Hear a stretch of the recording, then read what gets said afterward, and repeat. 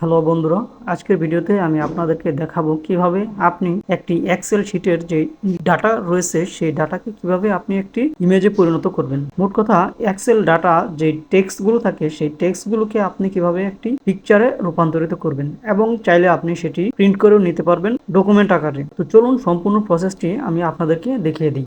First of all আপনি সম্পূর্ণ data select করে নেবেন। সিলেক্ট করে নেওয়ার পর আপনি উপরে হোমের নিচে যেই কপি অপশনটি রয়েছে এখান থেকে জাস্ট কপি করবেন। কপি করে নেওয়ার পরে পাশেই যেই পেস্ট অপশনটি রয়েছে এখানে অ্যারো চিহ্নতে ক্লিক করে দেবেন। এখানে লাস্টে যে পিকচার অপশনটি রয়েছে এই পিকচার অপশনে ক্লিক করে দেবেন। আপনারা দেখতে পাচ্ছেন আমার যে কপি করা ডেটাটি ছিল এটি কিন্তু এখন পিকচার আকারে কনভার্ট হয়ে গেছে, পেস্ট হয়ে গেছে। মুভিং করার জন্য কিন্তু পিকচার আকারেই আমার সম্পূর্ণ ডেটাটি আমি মুভিং করতে পারছি। তো আপনি চাইলে এই সম্পূর্ণ পিকচারটি মাইক্রোসফট ওয়ার্ডে নিয়ে সেখান থেকে প্রিন্ট করতে পারবেন।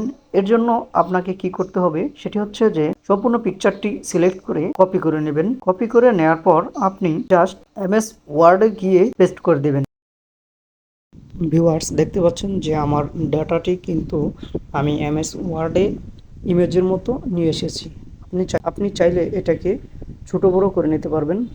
পাশের যে অ্যারো আইকনটি রয়েছে এখানে ক্লিক করে ধরে টান দিলে কিন্তু এটি জুম হবে। তো আপনি এটি চাইলে কিন্তু প্রিন্ট করেও নিতে পারবেন। তো আজকের ভিডিও এ পর্যন্তই।